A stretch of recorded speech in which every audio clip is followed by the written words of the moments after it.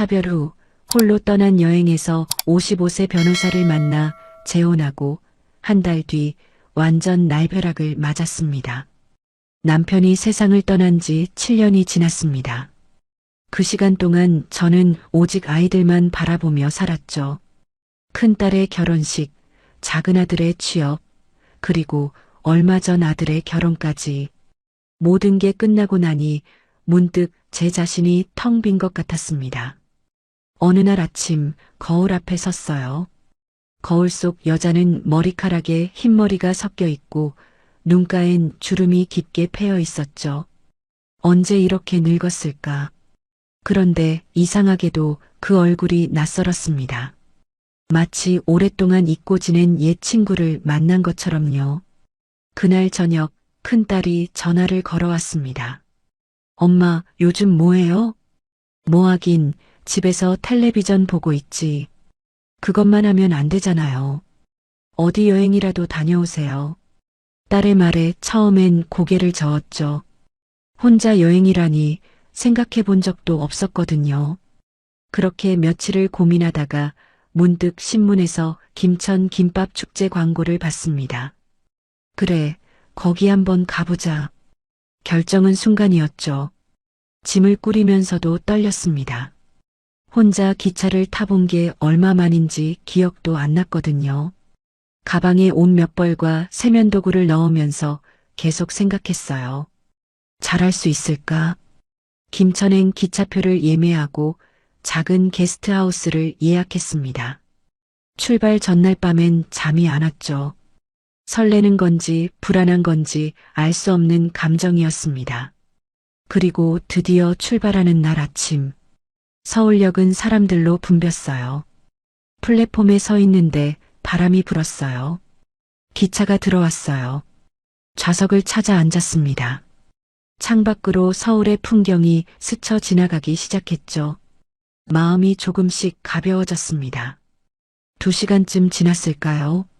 차창 밖 풍경이 달라지고 있었어요. 김천역입니다. 김천역? 안내방송이 울렸습니다. 가슴이 두근거렸어요. 일어서서 가방을 챙기고 문 앞에 섰죠. 문이 열리고 발을 내디뎠을 때 낯선 도시의 공기가 폐 속으로 들어왔습니다. 역 광장은 축제 분위기로 가득했어요.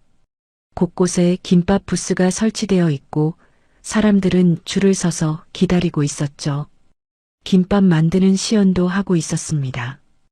혼자 천천히 걸었어요. 사람들의 웃음소리, 김밥 냄새, 따뜻한 햇살. 모든 게 새로웠습니다. 이렇게 혼자 걷는 게 이렇게 설레는 일인지 몰랐죠. 한 부스 앞에서 멈춰 섰어요. 김밥을 파는 곳이었습니다. 줄이 꽤 길었지만 기다려볼까 생각하며 뒤에 섰죠. 바로 그때였습니다. 누군가 제 어깨에 부딪혔어요. 순간 비틀거렸고 손에 들고 있던 가방이 바닥에 떨어졌습니다. 아, 죄송합니다. 낮고 차분한 목소리였어요. 그 사람이 몸을 숙여 제 가방을 주워주었습니다. 그리고 고개를 들어 저를 바라봤죠. 첫인상은 조용한 사람이었어요. 깔끔한 차림에 온화한 눈빛. 나이는 저와 비슷해 보였습니다. 괜찮으세요? 네, 괜찮습니다. 짧은 대답을 했지만 이상하게 마음이 두근거렸어요. 왜 그랬는지 모르겠습니다. 그냥 낯선 사람에게 친절을 받아서였을까요? 그 사람은 미소를 지으며 다시 앞으로 갔습니다. 저는 그 뒷모습을 잠시 바라봤어요. 무심코 가슴에 손을 얹었죠. 심장이 빠르게 뛰고 있었습니다. 이상하다. 줄은 천천히 앞으로 나아갔어요. 그리고 김밥을 받을 차례가 되었을 때 저는 다시 그 사람을 봤습니다. 바로 옆 부스에서 김밥을 받고 있었거든요. 우리 눈이 마주쳤습니다. 그 사람이 또 미소를 지었죠. 그 순간 알았어요. 이 여행이 단순한 여행으로 끝나지 않을 거라는 걸. 김밥을 받아들고 광장 벤치에 앉았습니다. 한입 베어 물었어요. 단무지의 아삭한 소리, 참기름 향, 그리고 따뜻한 밥의 온기. 참 오랜만에 느껴보는 평온함이었죠. 혼자 오셨어요? 옆에서 목소리가 들렸습니다. 아까 그 남자였어요. 제 옆 벤치에 앉아 김밥을 먹고 있었죠. 네, 그냥 혼자 여행 나왔어요. 저도요. 혼자가 편할 때가 있죠. 그렇게 우리는 자연스럽게 대화를 시작했습니다. 저는 서진우라고 합니다. 김천에서 개인 변호사 사무소를 운영하고 있어요. 저는 김선희예요. 서울에서 왔고요. 진우 씨는 부드럽게 웃었어요. 웃는 모습이 참 편안해 보였습니다. 날카로운 구석 하나 없이 둥글둥글한 인상이었죠. 김밥 축제는 처음이세요? 네, 신문에서 보고 왔어요. 김밥이 좋아서요. 저도 매년 오는 편인데 올해가 제일 사람이 많네요. 그 말에 주위를 둘러봤습니다. 정말 곳곳에 사람들이 가득했어요. 가족들, 연인들, 친구들. 모두 행복해 보이는 얼굴들이었죠. 문득 외로움이 밀려왔습니다. 나만 혼자구나. 그런 생각이 들었어요. 선희 씨, 김밥 어때요? 진우 씨가 물었습니다. 맛있어요. 정성이 느껴져요. 그렇죠. 김밥은 단순한 음식이 아니라 정성이에요. 그 말에 고개를 들어 진우 씨를 봤습니다. 그는 김밥을 바라보며 잔잔하게 웃고 있었어요. 예전에 아내가 자주 싸줬거든요. 김밥. 그때는 몰랐는데 이게 얼마나 손이 많이 가는 음식인지. 아내. 그 단어가 가슴에 묵직하게 와닿았습니다. 지금은 안 계세요? 3년 전에 세상을 떠났어요. 진우 씨의 목소리가 낮아졌습니다. 그의 눈빛에서 깊은 슬픔이 느껴졌죠. 저도 남편을 7년 전에 잃었어요. 그 말을 하자 진우 씨가 저를 바라봤습니다. 우리는 잠시 말없이 서로를 바라봤어요. 같은 아픔을 가진 사람들만이 나눌 수 있는 침묵이었습니다. 힘드셨겠어요. 진우 씨도요. 그렇게 우리는 김밥을 먹으며 계속 이야기를 나눴습니다. 아이들 얘기, 일상 얘기, 소소한 취미 얘기. 신기하게도 말이 잘 통했어요. 저기 김밥 만들기 체험하는 곳이 있는데 가보실래요? 진우 씨가 제안했습니다. 좋아요. 우리는 함께 체험 부스로 갔습니다. 앞치마를 두르고 긴발을 받았죠. 진행자가 설명을 시작했어요. 먼저 김 위에 밥을 고르게 펴주시고요. 손이 서툴렀습니다. 밥이 자꾸 한쪽으로 몰렸어요. 이렇게 하시면 돼요. 진우 씨가 옆에서 시범을 보여줬습니다. 그의 손놀림은 능숙했어요. 자주 해보셨나 봐요? 아내가 살아있을 때 가끔 같이 만들곤 했어요. 그렇게 말하는 진우 씨의 얼굴에 그리움이 스쳤습니다. 속재료를 올리고 말기 시작했어요. 진우 씨는 금방 말아냈지만 저는 자꾸 풀어졌죠. 천천히 하세요. 급하게 말면 터져요. 진우 씨가 웃으며 말했습니다. 그 웃음소리가 참 따뜻했어요. 드디어 김밥이 완성됐습니다. 모양은 들쭉날쭉했지만 제 손으로 만든 김밥이라 뿌듯했죠. 예쁘게 나왔네요. 거짓말. 이거 완전 삐뚤어졌어요. 그래도 정성이 들어갔잖아요. 진우 씨가 진심으로 말했습니다. 우리는 만든 김밥을 포장해서 나왔어요. 해가 서쪽으로 기울고 있었습니다. 선희 씨, 괜찮으시면 같이 저녁 드실래요? 제가 아는 괜찮은 식당이 있어요. 잠시 망설였습니다. 낯선 남자와 저녁을 먹는다는 게 조심스러웠거든요. 하지만 진우 씨 눈빛은 진실해 보였어요. 좋아요. 우리는 광장을 벗어나 골목으로 들어갔습니다. 한적한 골목길이었어요. 가로등에 불이 켜지기 시작했죠. 저기가 제가 말한 식당이에요.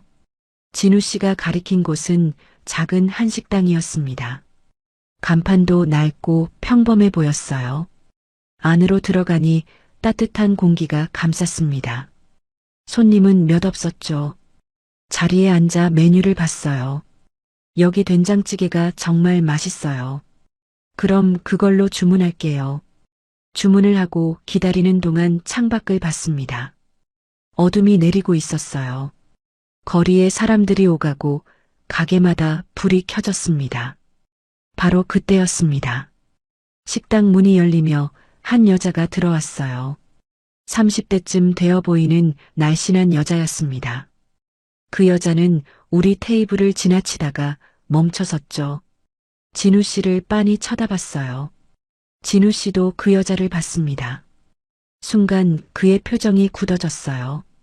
미세한 변화였지만 저는 느낄 수 있었습니다. 여자는 뭔가 말하려다가 결국 고개를 돌리고 다른 테이블로 갔습니다. 아는 분이에요? 제가 물었습니다. 진우 씨는 잠깐 머뭇거리더니 웃으며 말했죠. 닮은 사람인 줄 알았어요.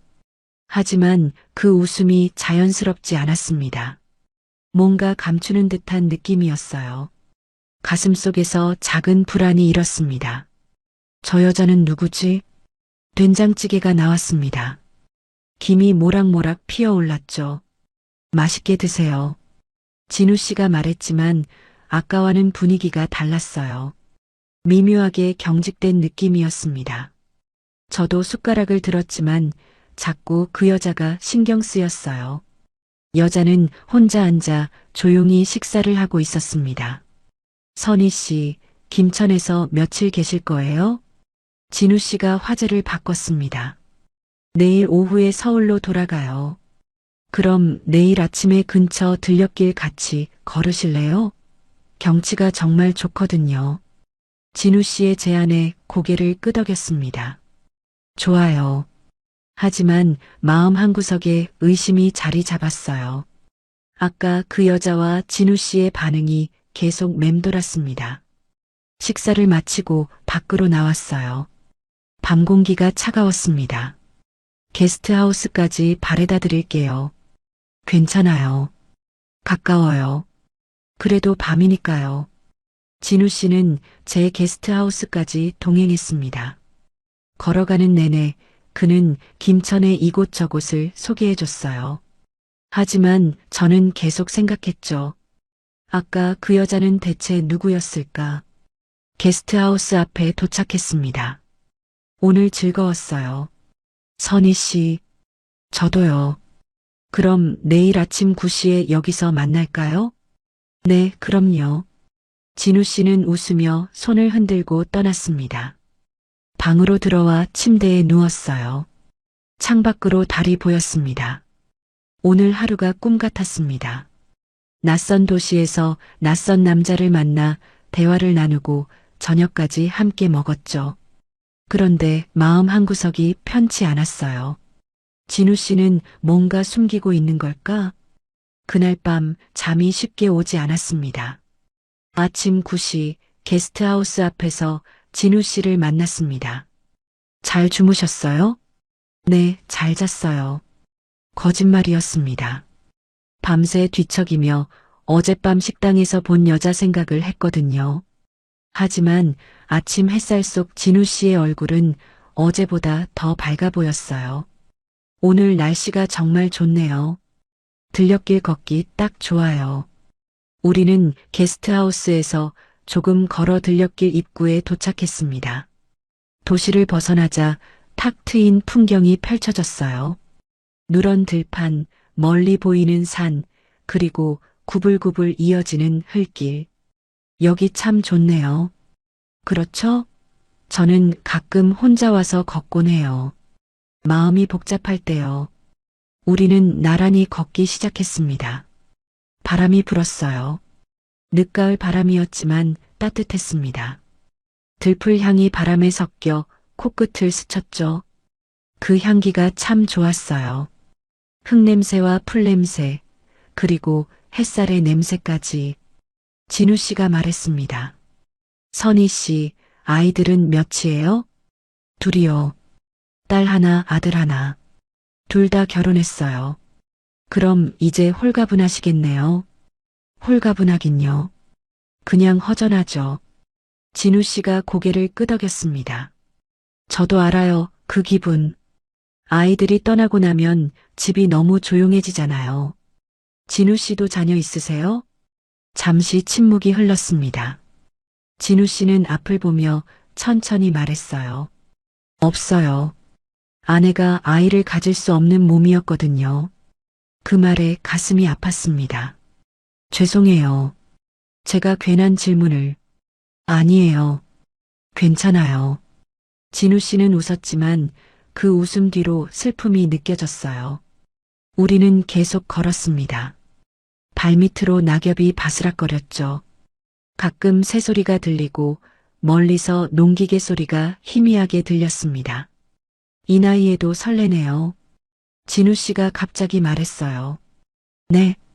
누군가와 이렇게 걷는 게요. 오랜만이거든요. 그 말에 제 심장이 빨리 뛰기 시작했습니다. 얼굴이 뜨거워졌어요. 저도 모르게 웃음이 나왔죠. 저도 그래요. 진우 씨가 저를 바라봤습니다. 그의 눈빛이 따뜻했어요. 마치 오래된 친구를 보는 것 같은 편안한 눈빛이었습니다. 선희 씨는 참 좋은 분 같아요. 저도 진우 씨가 편해요. 순간 우리 사이에 묘한 기류가 흘렀습니다. 설렘과 어색함이 뒤섞인 감정이었어요. 진우 씨가 먼저 고개를 돌렸습니다. 저기 벤치가 있네요. 잠깐 앉아 쉴까요? 나무 벤치에 나란히 앉았어요. 앞으로 들판이 한없이 펼쳐져 있었습니다. 햇살이 따사로웠죠. 진우 씨가 가방에서 물병을 꺼냈습니다. 물 드실래요? 고마워요. 물병을 받아 마셨어요. 시원한 물이 목을 타고 넘어갔습니다. 그때 진우 씨가 손목을 만지작거렸어요. 뭔가 불편한 듯 보였죠. 손목에 팔찌가 걸려 있었는데 자꾸 흘러내리는 것 같았습니다. 팔찌가 헐렁한가 봐요. 제가 말했어요. 아, 이거요? 좀 큰 것 같긴 해요. 진우 씨가 팔찌를 빼려다 손을 멈췄습니다. 하지만 팔찌는 이미 손목에서 빠져 무릎 위로 떨어졌어요. 저는 자연스럽게 그걸 집어들었습니다. 은색 체인 팔찌였어요. 그런데 작은 명패에 글씨가 새겨져 있었습니다. 도윤. 제가 팔찌를 보며 물었어요. 누구 이름이에요? 진우 씨의 표정이 잠깐 굳어졌습니다. 하지만 곧 웃으며 말했죠. 예전에 도와준 아이 이름이에요. 도와줬다는 게 법률 상담을 해줬어요. 어려운 일이 있어서 찾아왔던 아이였죠. 그 아이가 고마워하며 선물로 준 거예요. 그렇게 말하는 진우 씨의 목소리는 평온했습니다. 하지만 뭔가 석연치 않았어요. 도윤. 그 이름이 이상하게 낯익었습니다. 어디서 들어본 것 같은데 기억이 나지 않았죠. 팔찌를 돌려주며 물었어요. 소중한 거네요. 계속 차고 다니시네요. 뭐, 기념품 같은 거죠. 진우 씨는 태연하게 팔찌를 다시 찼습니다. 하지만 제 눈에는 그의 손이 미세하게 떨리는 게 보였어요. 뭔가 숨기고 있어. 직감이 그렇게 말했습니다. 다시 걷기 시작했어요.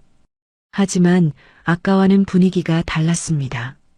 진우 씨는 평소처럼 이런저런 얘기를 했지만 저는 계속 그 팔찌 생각만 했죠. 선희 씨, 괜찮으세요?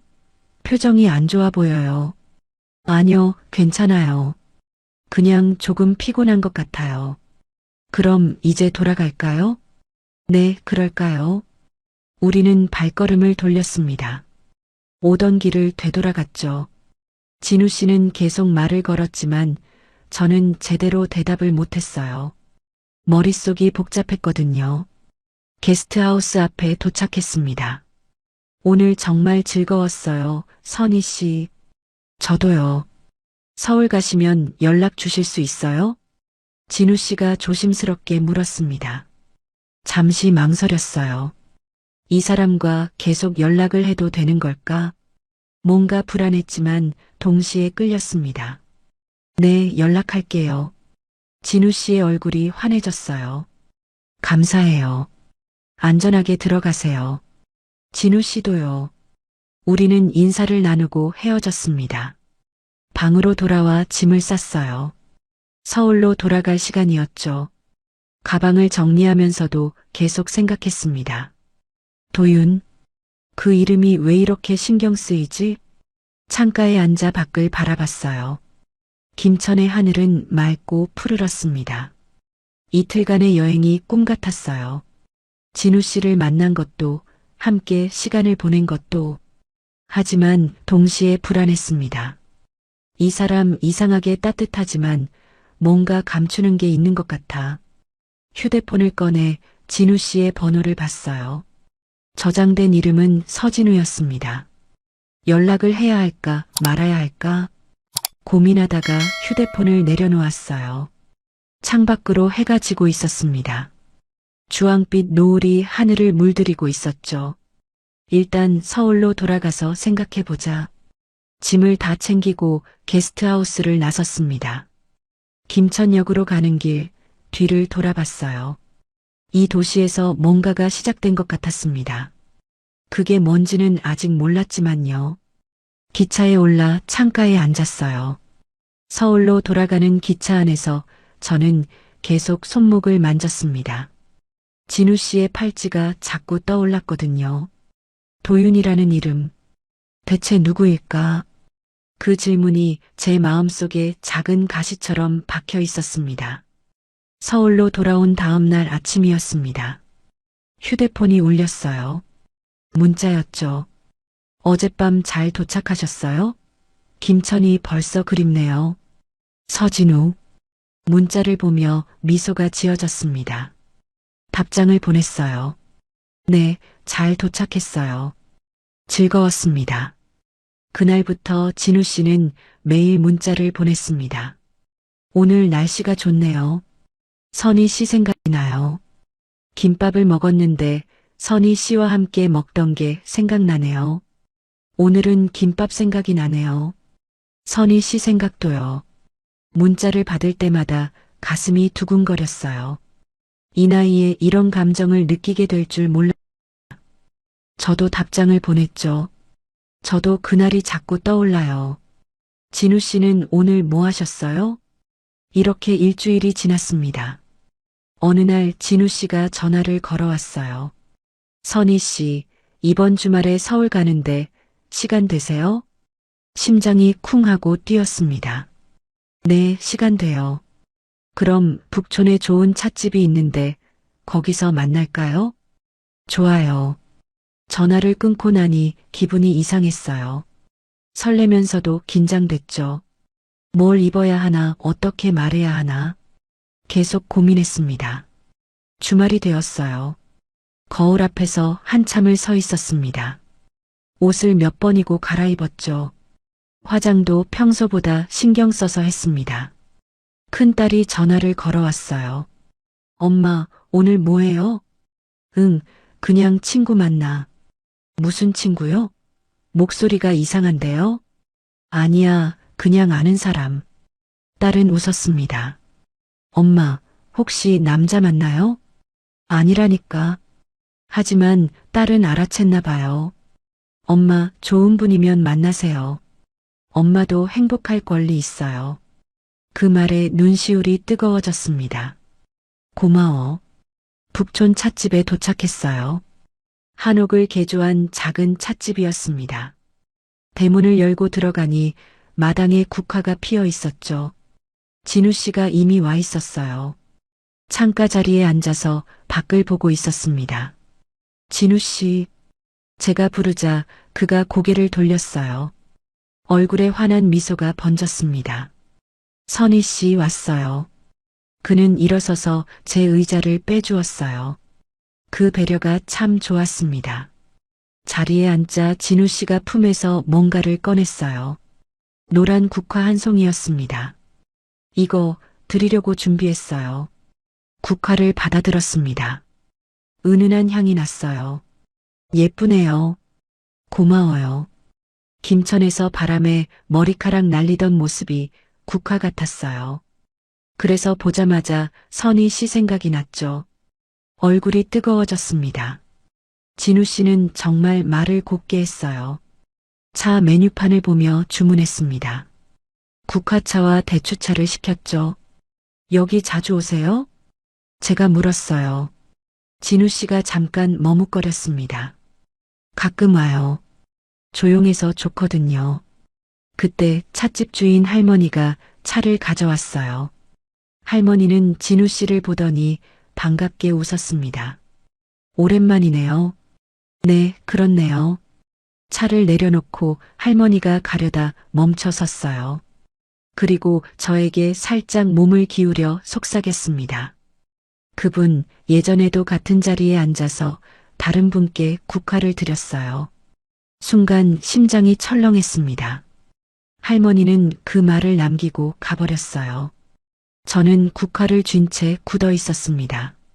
다른 분에게도 국화를? 진우 씨를 바라봤어요.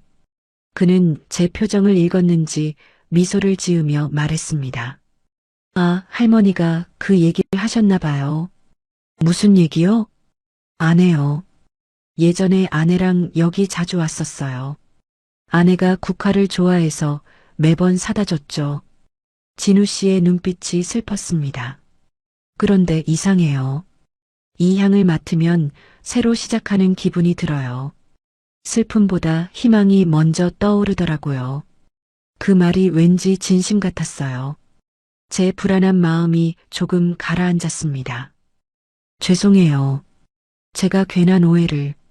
아니에요. 당연히 의심할 수 있죠. 저도 선희 씨 입장이었으면 그랬을 거예요. 진우 씨는 차를 한 모금 마셨습니다. 선희 씨, 저는 솔직하게 말하고 싶어요. 아내를 잃고 3년 동안 정말 힘들었어요. 매일 그리워하며 살았죠. 그의 목소리가 떨렸습니다. 그런데 선희 씨를 만나고 나서 처음으로 느꼈어요. 다시 살아갈 수 있겠다는 생각이요. 제 손을 조심스럽게 잡았어요. 따뜻한 손이었습니다. 선희 씨, 저와 진지한 관계를 생각해 주실 수 있을까요? 가슴이 두근거렸습니다. 너무 빨리 진행되는 것 같았지만 동시에 진우 씨의 진심이 느껴졌어요. 저도 진우 씨와 함께 있으면 편해요. 시간을 드릴게요. 천천히 생각해 보세요. 우리는 차를 마시며 계속 이야기를 나눴습니다. 일상적인 얘기부터 깊은 얘기까지. 시간 가는 줄 몰랐어요. 해가 지기 시작했습니다. 이제 집에 가봐야겠어요. 바래다 드릴게요. 괜찮아요. 아니에요. 같이 가요. 진우 씨는 제 집 근처 지하철역까지 따라왔습니다. 역 앞에서 인사를 나눴어요. 오늘 정말 좋았어요, 선희 씨. 저도요. 연락할게요. 네. 집으로 돌아오는 길, 손에 든 국화를 바라봤습니다. 은은한 향이 계속 났어요. 집에 들어와 국화를 꽃병에 꽂았습니다. 그리고 소파에 앉아 생각했죠. 진우 씨와 진지하게 만나도 될까? 그때 큰딸에게 전화를 걸었어요. 엄마 어땠어요? 응, 좋은 사람 같아. 그럼 됐네요. 엄마가 행복하다면요. 딸의 말에 눈물이 났습니다. 며칠 뒤 작은 아들도 전화를 걸어왔어요. 누나한테 들었어요. 엄마 남자 만난대요? 응. 좋은 분이에요? 응, 좋은 분 같아. 그럼 만나세요. 엄마도 이제 행복할 권리 있어요. 아이들의 허락을 받은 것 같아 마음이 놓였습니다. 그날 밤 진우 씨에게 문자를 보냈어요. 저 진우 씨와 진지하게 만나고 싶어요. 얼마 지나지 않아 답장이 왔습니다. 감사합니다, 선희 씨. 행복하게 해드릴게요. 그 문자를 보며 웃었어요. 새로운 시작이었습니다. 오랜 슬픔 끝에 찾아온 두 번째 봄. 하지만 제 마음 한구석엔 여전히 작은 불안이 남아 있었습니다. 도윤이라는 이름. 김천 식당에서 본 그 여자. 고개를 저었어요. 그냥 제 기우일 거라고 생각하려 애썼습니다. 창밖으로 달이 떠 있었어요. 이번엔 정말 행복할 수 있을까? 그렇게 믿고 싶었습니다. 진우 씨와의 관계는 빠르게 진전됐습니다. 만난 지 석 달 만에 우리는 결혼을 결정했어요. 아이들도 축복해줬고 주변 사람들도 좋아했습니다. 늦은 나이에 만나서 더 소중하게 여기게 될 거예요. 진우 씨가 말했죠. 간소하게 식을 올렸어요. 가족들만 모여서 조촐하게 예식장 대신 작은 레스토랑에서 식사를 하며 축하를 받았습니다. 진우 씨의 집으로 들어갔어요. 김천의 아담한 단독주택이었습니다. 마당에 감나무가 있고 조용한 동네였죠. 여기서 행복하게 살아요. 진우 씨가 제 손을 잡으며 말했습니다. 처음 한 달은 정말 행복했어요. 진우 씨는 따뜻하고 배려심 많은 남편이었습니다. 아침마다 커피를 내려주고 밤마다 제 이야기를 들어줬어요. 하지만 조금씩 이상한 점들이 보이기 시작했습니다. 진우 씨는 서재문을 항상 잠가뒀어요. 청소를 하겠다고 해도 거긴 내가 할게요. 하며 말렸죠. 휴대폰도 마찬가지였습니다. 화면을 제게 보이지 않으려 했고 전화가 오면 다른 방으로 가서 받았어요. 뭔가 숨기는 게 있나? 의심이 들기 시작했습니다. 결혼한 지 한 달쯤 되었을 때였어요. 진우 씨가 샤워를 하러 욕실로 들어갔습니다. 저는 거실에서 텔레비전을 보고 있었죠. 그때 소파에 놓인 진우 씨의 휴대폰 화면이 켜졌어요. 메시지 알림이 떴습니다. 아빠, 이번 주말에 갈게요. 도윤. 그 이름을 보는 순간 심장이 멈춘 것 같았습니다. 김천 들녘길에서 본 팔찌에 새겨진 이름. 손이 떨렸어요. 휴대폰을 집어들었습니다. 잠금이 안 돼 있었죠. 갤러리를 열었어요. 사진들이 쭉 나열돼 있었습니다. 대부분 풍경 사진이었지만 중간에 사람 사진이 보였어요. 한 청년이었습니다. 20살 초반쯤 되어 보이는 젊은 남자. 진우 씨와 다정하게 찍은 사진들이 여러 장 있었죠. 손이 더 떨렸습니다. 욕실에서 물소리가 들렸어요. 급하게 휴대폰을 제자리에 놓았습니다. 진우 씨가 나왔어요. 머리를 수건으로 닦으며 웃었습니다. 뭐 보고 있어요? 그냥 텔레비전이요. 거짓말이었습니다. 제 목소리가 떨리는 게 느껴졌어요. 진우 씨는 아무것도 눈치채지 못한 것 같았습니다. 배고프지 않아요? 뭐 먹을까요? 아니요, 괜찮아요. 그날 밤 잠이 오지 않았어요. 옆에서 진우 씨는 편안하게 자고 있었지만 저는 눈을 뜰 수밖에 없었습니다. 도윤은 누구지? 왜 아빠라고 부르는 거야? 머릿속이 복잡했습니다. 며칠 뒤였어요. 진우 씨가 사무실에 간 사이 집 청소를 했습니다. 거실을 닦고 부엌을 정리하고 방들을 돌며 청소했죠. 그러다 서재 앞에 섰어요. 문을 돌려봤습니다. 잠겨 있었죠. 역시 돌아서려는데 문이 덜컥 열렸습니다. 잠금이 제대로 안 걸렸나 봐요. 잠시 망설였습니다. 들어가도 되는 걸까? 하지만 호기심을 이길 수 없었어요. 조심스럽게 문을 열고 안으로 들어갔습니다. 서재는 생각보다 작았어요. 책장과 책상, 그리고 서류함이 있었습니다. 책상 위에 액자가 놓여 있었어요. 뒤집어진 채로요. 손을 뻗어 액자를 들었습니다. 사진이었어요. 휴대폰에서 본 그 청년이었습니다. 웃고 있는 얼굴. 그 옆에는 젊은 시절의 진우 씨가 있었죠. 둘은 정말 닮았어요. 눈매, 코, 입모양까지. 이 사람이 도윤인가? 사진을 다시 제자리에 놓으려는데 바닥에 다른 사진 한 장이 떨어져 있었습니다. 주워들었어요. 같은 청년이었습니다. 하지만 이번엔 혼자 찍은 사진이었죠. 학교 운동장 같은 곳에서 환하게 웃고 있었어요. 사진 뒷면에 글씨가 적혀 있었습니다. 도윤아, 아빠가 항상 응원해. 2020년 3월. 심장이 쿵 내려앉았습니다. 아빠. 진우 씨가 아빠라고 썼습니다. 이 청년의 아빠. 그런데 진우 씨는 분명 자식이 없다고 했어요. 아내가 아이를 가질 수 없는 몸이었다고. 그럼 이건 뭐지? 손이 떨렸습니다. 바로 그때였습니다. 현관문 여는 소리가 들렸어요. 진우 씨가 돌아온 거였습니다. 선희 씨 있어요? 급하게 사진을 서랍에 넣었습니다. 서재 문을 닫고 복도로 나왔죠. 진우 씨가 현관에서 신발을 벗고 있었어요. 벌써 왔어요? 제 목소리가 떨렸습니다. 응, 일이 일찍 끝나서. 무슨 일 있어요? 얼굴이 안 좋은데? 아니요, 그냥 청소하느라 좀 피곤해서요. 그래요? 쉬어요. 내가 저녁 준비할게요. 진우 씨는 부엌으로 갔습니다. 저는 소파에 앉아 심호흡을 했어요. 가슴이 터질 것 같았습니다. 진정해. 진정하라고. 저녁 식사를 했지만 음식이 넘어가지 않았어요. 진우 씨는 평소처럼 이런저런 이야기를 했지만 저는 제대로 듣지 못했습니다. 선희 씨, 정말 괜찮아요? 많이 안 좋아 보이는데. 네, 괜찮아요. 그냥 좀 피곤해요. 그럼 일찍 자요. 그날 밤 침대에 누웠지만 잠이 오지 않았습니다.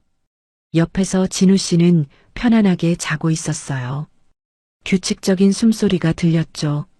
하지만 저는 눈을 감을 수 없었습니다. 도윤, 아빠, 아들. 그 단어들이 머릿속을 맴돌았어요. 진우 씨한테 물어봐야 하나? 하지만 어떻게 물어봐야 할지 몰랐습니다. 서재에 몰래 들어갔다고 말할 수도 없었고요. 창밖으로 달이 떠 있었습니다. 차가운 달빛이 방 안을 비췄어요. 설마 진우 씨가 나한테 거짓말을 한 걸까? 불안이 밀려왔습니다. 가슴이 답답했어요. 왜 숨기는 거지? 아들이 있으면 말해주면 되잖아. 이해할 수 없었습니다. 그날 이후 며칠간 저는 진우 씨를 제대로 쳐다볼 수 없었어요. 말도 줄어들었고 웃음도 나오지 않았습니다. 진우 씨도 눈치를 챘나 봐요. 선희 씨, 요즘 왜 그래요? 내가 뭘 잘못했어요? 아니에요. 아무것도 아니에요. 하지만 진실을 말할 수 없었습니다. 이 사람이 먼저 말해줬어야 하는 거 아닌가? 마음속에서 분노와 배신감이 커져갔습니다. 행복했던 신혼 한 달은 이렇게 끝나고 있었어요. 제 마음은 불안과 의심으로 가득 찼습니다. 설마 그가 숨기는 게 더 있는 걸까? 밤마다 그 생각뿐이었습니다. 며칠간 침묵이 이어졌습니다. 진우 씨는 평소처럼 일을 나갔고 저녁에 돌아왔어요. 하지만 우리 사이엔 보이지 않는 벽이 생긴 것 같았습니다. 식사 시간도 조용했어요. 전에는 이런저런 이야기를 나눴는데 이젠 잘 먹겠습니다. 잘 먹었습니다. 그 말밖에 안 나왔죠. 진우 씨가 먼저 말을 걸었습니다. 선희 씨, 내가 뭘 잘못한 거예요? 아니에요. 분명 뭔가 있어요. 말해줘요. 하지만 저는 대답할 수 없었어요. 어떻게 말해야 할지 몰랐거든요. 그냥 좀 피곤해요. 진우 씨는 더 이상 묻지 않았습니다. 그의 눈빛에서 상처가 느껴졌어요. 어느 날 오후였습니다. 진우 씨가 사무실에서 전화를 걸어왔어요. 선희 씨, 오늘 늦을 것 같아요. 저녁은 먼저 드세요. 알았어요. 전화를 끊고 한숨을 쉬었습니다. 혼자 있는 시간이 계속되니 더 힘들었어요. 온통 생각만 하게 됐거든요. 내가 너무 예민한 걸까? 하지만 마음은 쉽게 정리되지 않았습니다. 저녁을 대충 먹고 설거지를 했어요. 그리고 청소를 시작했습니다. 손을 움직이면 생각이 좀 덜할 것 같았거든요. 거실을 닦고 방을 정리하고 복도까지 왔어요. 서재 앞에 섰습니다. 문을 돌려봤어요. 이번에도 잠겨 있었습니다. 이 문 너머엔 뭐가 있을까? 돌아서려다 발걸음을 멈췄습니다. 아니야. 이건 안 되는 거야. 하지만 몸은 이미 움직이고 있었어요. 부엌으로 가서 서랍을 뒤졌습니다. 예비 열쇠가 있을 거라 생각했죠. 찾았어요. 작은 열쇠 하나가 서랍 구석에 있었습니다. 손이 떨렸어요. 이러면 안 되는데. 하지만 멈출 수 없었습니다. 서재로 가서 열쇠를 꽂았어요. 돌렸죠. 딸각. 문이 열렸습니다. 안으로 들어갔어요. 심장이 미친 듯이 뛰었습니다. 책상 위를 살폈어요. 서류들, 책들, 그리고 액자. 지난번에 본 것들이었죠. 서랍을 열었습니다. 파일이 가지런히 정리돼 있었어요. 업무 서류들이었습니다. 그 밑에 봉투 하나가 있었어요. 꺼내 들었습니다. 흰 봉투였죠. 봉투 겉면에 글씨가 적혀 있었어요. 도윤에게. 숨이 멎었습니다. 봉투를 열까 말까 고민했어요. 하지만 이미 여기까지 왔는데 멈출 수 없었습니다. 조심스럽게 봉투를 열었어요. 편지가 들어 있었습니다. 펼쳐서 읽기 시작했죠. 도윤아, 아빠가 이 편지를 쓰는 건 너한테 미안해서야. 아빠가 다시 누군가를 사랑하게 될 줄 몰랐다. 내 엄마가 떠난 뒤 3년 동안 아빠는 그냥 살아만 있었어. 매일이 똑같았고 웃는 것도 잊어버렸지. 너도 알잖니. 아빠가 얼마나 힘들어했는지. 그런데 김천에서 한 분을 만났어. 김선희 씨라고 정말 따뜻한 분이야. 그분도 남편을 잃었대. 아빠처럼 혼자 살고 있었어. 처음엔 그냥 친구처럼 지냈어. 그런데 시간이 지나면서 알았지. 아빠가 그분을 사랑하고 있다는 걸. 너한테 말하기가 두려웠어. 내가 화낼까봐, 아빠를 원망할까봐, 내 엄마를 배신하는 것 같아서. 하지만 도윤아, 아빠도 사람이야. 다시 행복해지고 싶어? 그분은 내 엄마처럼 아픈 사람이야. 남편을 잃고 혼자 아이들 키우느라 힘들었대. 그 외로움, 그 슬픔을 아빠는 너무 잘 알아. 이번엔 꼭 지켜주고 싶어? 이번엔 행복하게 해주고 싶어? 내가 이해해주면 좋겠어. 아빠가 내 엄마를 잊은 게 아니야. 그냥 다시 살아가고 싶은 거야. 미안해, 도윤아. 그리고 고마워. 항상 아빠 곁에 있어줘서. 사랑한다. 아빠가. 편지를 읽는 내내 눈물이 났습니다. 손이 떨려서 편지를 제대로 잡을 수가 없었어요. 아픈 사람. 꼭 지켜주고 싶다. 그 문장이 계속 맴돌았습니다. 진우 씨는 저를 그렇게 생각하고 있었어요. 아픈 사람. 지켜줘야 할 사람. 가슴이 뜨거워졌습니다. 그의 숨김이 거짓 때문이 아니었어요. 두려움 때문이었죠. 아들에게 미안해서, 돌아가신 아내에게 미안해서, 그래서 말하지 못했던 거였습니다. 소파에 주저앉았어요. 편지를 가슴에 안고 울었습니다. 내가 왜 이렇게 의심했을까? 후회가 밀려왔어요. 진우 씨는 나쁜 사람이 아니었습니다. 그냥 상처받은 사람이었죠. 저처럼요. 한참을 울었어요. 눈물을 닦고 편지를 다시 봉투에 넣었습니다. 그리고 서랍에 돌려놓았죠. 서재 문을 닫고 나왔어요. 열쇠를 제자리에 돌려놨습니다. 소파에 앉아 진우 씨를 기다렸어요. 밤 9시쯤 현관문이 열렸습니다. 다녀왔어요. 진우 씨가 들어왔어요. 피곤한 얼굴이었습니다. 수고했어요.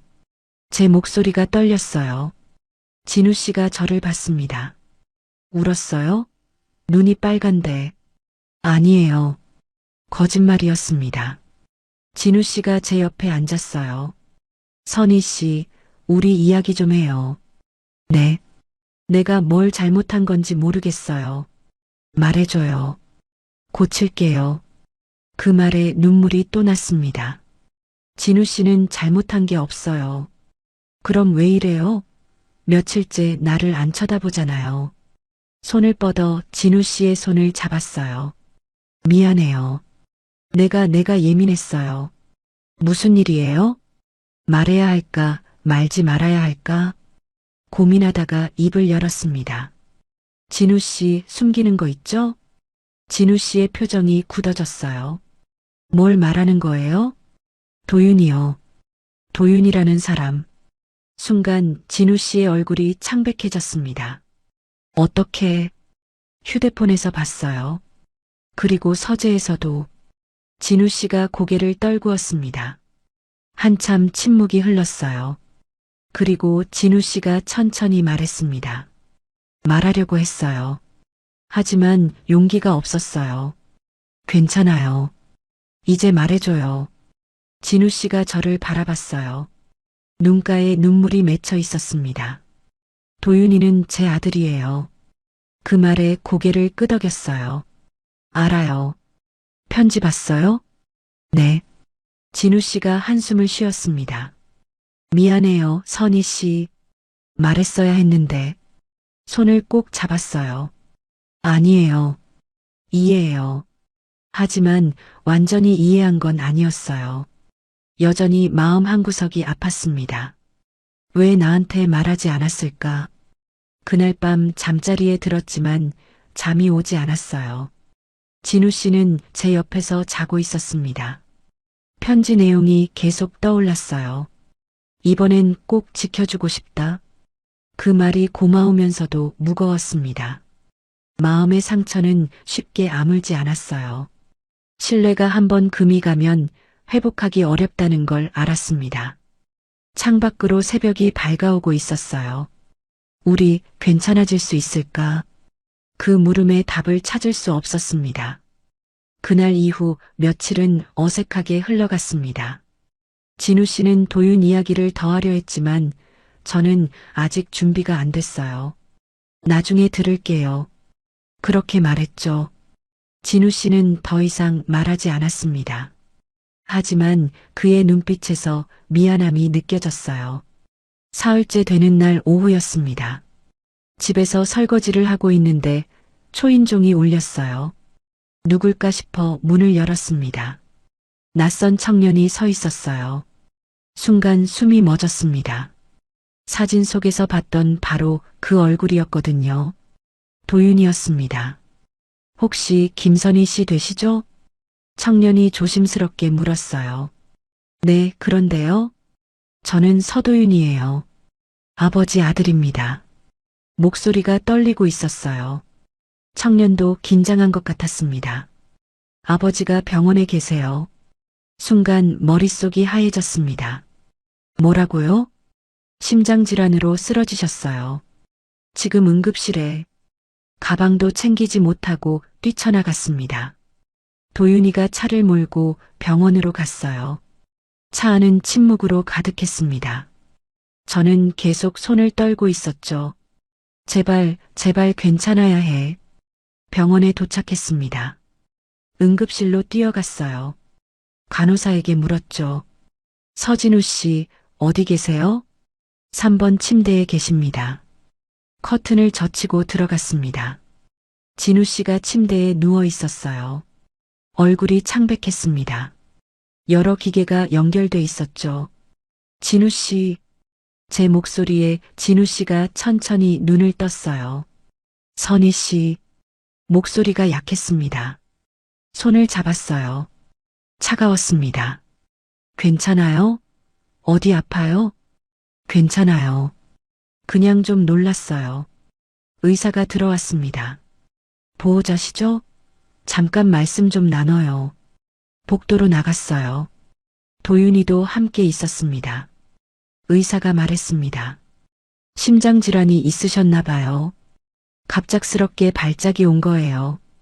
다행히 빨리 오셔서 큰 문제는 없습니다. 하지만 앞으로 관리가 필요해요. 심장질환이요? 처음 듣는 얘기였어요. 네, 차트를 보니 몇 년 전부터 약을 드시고 계시던데요. 진우 씨가 아프다는 걸 몰랐습니다. 한 번도 말하지 않았어요. 입원은 얼마나 해야 하나요? 일주일 정도 지켜봐야 할 것 같습니다. 의사가 가고 복도에 도윤이와 둘만 남았어요. 어색한 침묵이 흘렀습니다. 도윤이가 먼저 말을 꺼냈어요. 죄송해요. 네. 제 때문에 아버지가 힘드셨을 거예요. 도윤이의 눈이 빨개져 있었어요. 무슨 말이에요? 아버지가 선희 씨를 만난다고 하셨을 때 저는 반대했어요. 엄마를 배신하는 것 같아서요. 도윤이의 목소리가 떨렸습니다. 엄마가 돌아가시고 3년 동안 아버지는 정말 힘들어 하셨어요. 밥도 제대로 안 드시고 맨날 멍하니 있기만 하셨죠. 그랬군요. 그래서 제가 말했어요. 아버지가 다른 여자 만나면 저는 집 나가겠다고. 그랬더니 아버지가 만나지 않겠다고 하셨어요. 가슴이 아팠습니다. 하지만 아버지는 계속 선희 씨를 만나셨어요. 제 몰래요. 그게 얼마나 힘드셨을지. 도윤이가 눈물을 닦았어요. 제가 철없었어요. 아버지도 행복할 권리가 있는데. 손을 뻗어 도윤이의 어깨를 두드렸습니다. 괜찮아요. 이해해요. 정말요? 네. 엄마를 잃은 아들의 마음, 저도 알아요. 도윤이가 고개를 숙였어요. 감사합니다. 다시 병실로 들어갔습니다. 진우 씨는 여전히 누워 있었어요. 눈을 감고 있었지만 잠든 건 아닌 것 같았습니다. 진우 씨, 조용히 불렀어요. 눈을 떴습니다. 선희 씨, 왜 말 안 했어요? 아프다는 거 걱정시키기 싫었어요. 바보 같은 사람. 눈물이 났습니다. 선희 씨, 울지 마요. 어떻게 안 울어요? 진우 씨가 제 손을 잡았어요. 미안해요. 도윤이 때문에. 괜찮아요. 아니에요. 말했어야 했어요. 그 아이가 또 상처받을까봐 말할 수가 없었어요. 진우 씨의 목소리가 떨렸습니다. 그 아이 어머니가 세상을 떠난 뒤 도윤이가 말했어요. 아빠가 다른 여자를 만나면 떠나겠다고. 그래서 두려웠어요. 또 잃을까봐. 그 말에 눈물이 멈추지 않았습니다. 선희 씨를 만나고 싶었지만 도윤이가 떠날까봐 무서웠어요. 결국 둘 다 잃을까봐. 진우 씨도 울고 있었어요. 그래서 숨겼어요. 비겁하게. 미안해요. 손을 꼭 잡았습니다. 이제 됐어요. 다 이해해요. 정말요? 네. 진우 씨는 단지 두려웠던 거잖아요. 또 한 번의 상실이. 진우 씨가 제 손에 얼굴을 묻었어요. 어깨가 떨렸습니다. 한참을 그렇게 있었어요. 복도 쪽에서 인기척이 들렸습니다. 도윤이가 문틈으로 들여다보고 있었어요. 들어와요. 제가 말했습니다. 도윤이가 조심스럽게 들어왔어요. 손에 뭔가를 들고 있었습니다. 이거 가져왔어요. 김밥 도시락이었어요. 아버지가 김천 김밥 축제에서 선희 씨를 만났다고 하셨어요. 그래서 싸왔어요. 도윤이가 도시락을 펼쳤습니다. 세 줄이에요. 세 줄? 네. 우리 셋이 같이 먹으려고요. 그 말에 눈물이 또 났습니다. 진우 씨도 웃으며 울고 있었어요. 도윤이가 김밥을 하나 집어 진우 씨에게 건넸습니다. 아버지, 드세요. 고맙다, 도윤아. 저에게도 건넸어요. 선희 씨도요. 고마워요. 셋이 함께 김밥을 먹었습니다. 병실은 소독약 냄새로 가득했지만 김밥 냄새가 그걸 덮었어요. 따뜻한 냄새였습니다. 도윤이가 말했어요. 선희 씨, 제가 철없었어요. 이제는 괜찮아요. 아버지가 행복하시면 저도 좋아요. 고마워. 아버지 잘 부탁드려요. 물론이죠. 진우 씨가 우리 둘을 번갈아 보며 웃었어요. 고맙다 정말. 병원 복도에 퍼진 김밥 냄새는 눈물보다 따뜻했습니다. 그 냄새 속에서 우리는 비로소 가족이 되고 있었어요. 창밖으로 해가 지고 있었습니다. 주황빛 노을이 병실을 물들였죠. 따뜻한 빛이었습니다. 새로운 시작의 빛처럼 1년이 흘렀습니다. 그동안 참 많은 일이 있었어요. 진우 씨는 퇴원 후 꾸준히 약을 먹고 관리했습니다. 건강이 많이 좋아졌죠. 도윤이는 회사에 취직했어요. 어엿한 사회인이 됐습니다. 주말마다 집에 들러 저녁을 함께 먹었죠. 처음엔 어색했어요. 도윤이를 뭐라고 부를지도 몰랐습니다. 도윤 씨라고 했더니 도윤이가 웃으며 말했어요. 그냥 도윤이라고 부르세요. 그래도 되겠어? 네. 편하게 해주세요. 그렇게 우리는 천천히 가족이 되어갔습니다. 어느 날 저녁 식사 자리였어요. 진우 씨가 말했습니다. 다음 주말에 김천 가는 거 어때요? 김천이요? 네. 우리가 처음 만난 곳이잖아요. 1년 됐으니까 기념으로. 가슴이 뛰었어요. 좋아요. 도윤이도 고개를 끄덕였습니다. 저도 가고 싶어요. 아버지가 맨날 김천 김밥 얘기만 하셔서 궁금했어요. 우리는 웃었습니다. 주말이 되었어요. 이른 아침 셋이 함께 차를 타고 김천으로 향했습니다. 도윤이가 운전대를 잡았죠. 선희 씨, 김천이 어때요?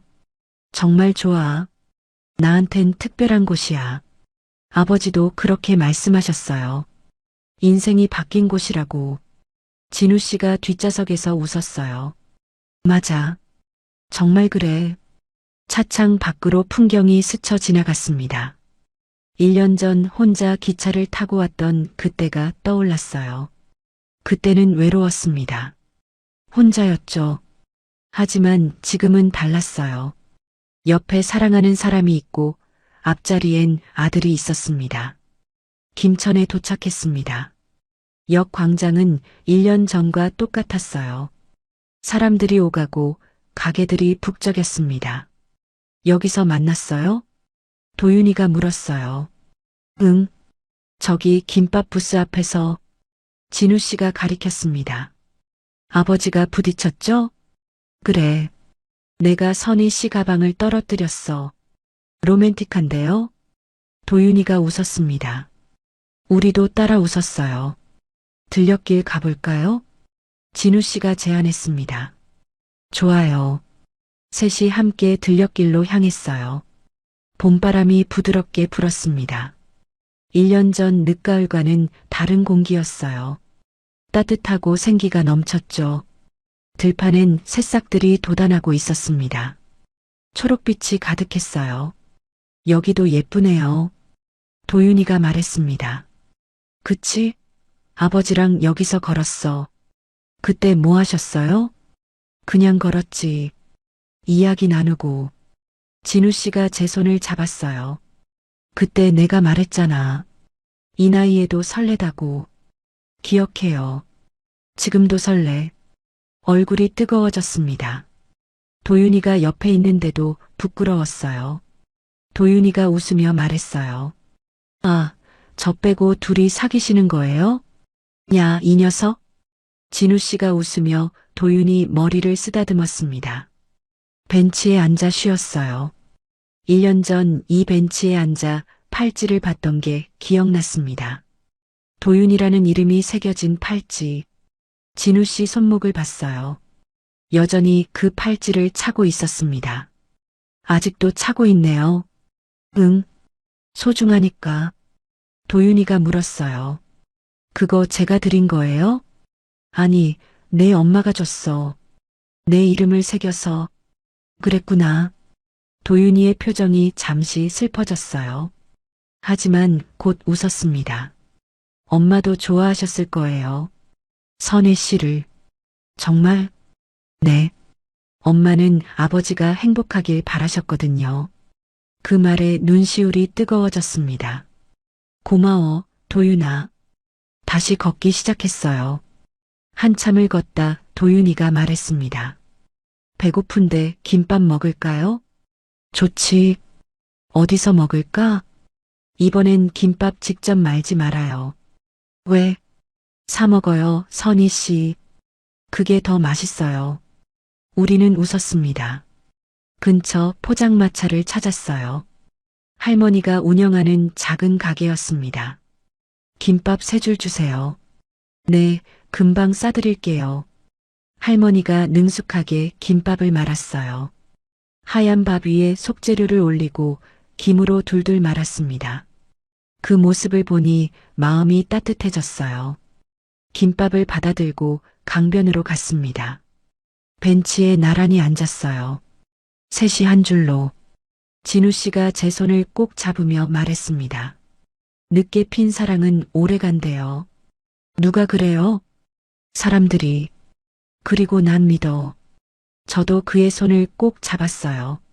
그럼 우리 사랑은 김밥처럼 오래가겠네요. 김밥처럼? 응. 말아도 끊어지지 않게. 진우 씨가 웃었습니다. 그거 좋은데? 도윤이도 웃었어요. 완전 아재 개그네요. 야, 이게. 우리는 함께 웃으며 김밥을 먹었습니다. 해가 서쪽으로 기울고 있었어요. 강물은 주황빛으로 물들었습니다. 노을이 너무 예뻤죠. 예쁘다.